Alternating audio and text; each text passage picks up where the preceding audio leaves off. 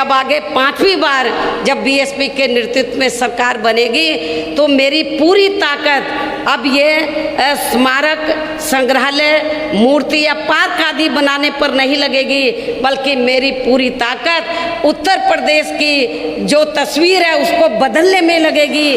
तो पूरा देश ये कहे, पूरा दुनिया ये कहे कि शासन हो तो बीएसपी की तरह शासन होना चाहिए। बच्चा बच्चा ये कहे कि बहुजन समाज पार्टी की मुखिया ने तो उत्तर प्रदेश की तस्वीर बदल दिया है, तो मेरी पूरी ताकत उत्तर प्रदेश की तस्वीर बदलने में लगेगी।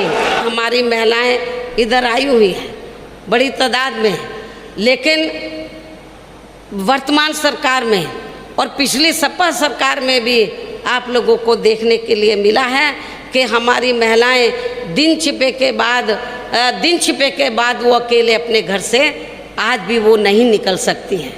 चाहे वो बीजेपी के लोग जो वर्तमान गवर्नमेंट है, मुझे चाहे वो कितना भी नाटकबाजी क्यों ना कर लें, क्योंकि मुझे ये मैंने एक चैनल देख रही थी, हिंदी चैनल, तो उसमें बीजेपी वाले एक भाभी जी को लेकर घूम रहे थे। तो वो औरतों में जाकर, महिलाओं में जाकर पूछ रही है कि ये वर्तमान भाजपा सरकार ने महिलाओं के लिए क्या किया। वो प्रायोजित तरीके से वो महिलाएं चयनित कर लेती है, उनसे फिर वो अपने पक्ष में सरकार वो हवा बनाती है। तो ये भी आप लोग देख रहे हैं। तो बिहार के तर्ज पर ये कर रहे हैं। अभी पता नहीं एक नहीं कितनी भाभीियों को लेकर ये घूम ले। अब महिलाएं इनके चक्कर में जल्दी से आने वाली नहीं है, इनके बहकावे में जल्दी से आने वाली नहीं है। और इसके साथ ही मैं मीडिया बंधुओं को और आप सभी लोगों को ये विश्वास दिलाना चाहती हूँ कि मेरी पूर्व की रही चारों सरकारों में खास तौर से दलित, आदिवासी एवं अन्य पिछड़े वर्ग में जो समय समय पर संत, गुरु और महापुरुष हुए, जिन्होंने इस देश में सामाजिक परिवर्तन के लिए अपनी जिंदगी पूरी जिंदगी समर्पित की, अब वो हमारे बीच में नहीं रहे हैं। वो हमारे संत, गुरु और महापुरुष किसी जाति और धर्म के खिलाफ नहीं थे।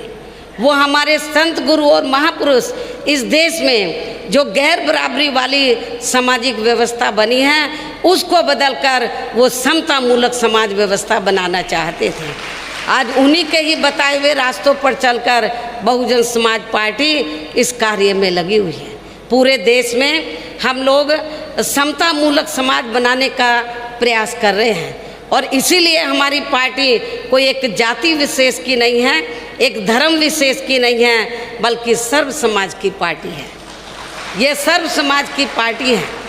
तो इसलिए मैं आप लोगों को ये बताना चाहती हूँ कि जिन्होंने ऐसे जो संत, गुरु और महापुरुष हुए, जिन्होंने इस देश में समतामूलक समाज व्यवस्था बनाने की कोशिश की, तो मेरी 4 रही सरकारों में मैंने अपनी चारों बार की रही सरकारों में उनके आदर सम्मान में, तो दिल्ली के नज़दीक नोएडा में और उत्तर प्रदेश की राजधानी लखनऊ में तो जो ज़रूरी थे वो हमने स्मारक, संग्रहालय, पार्क व मूर्तियाँ आदि स्थापित की। ये आप लोगों को मालूम है।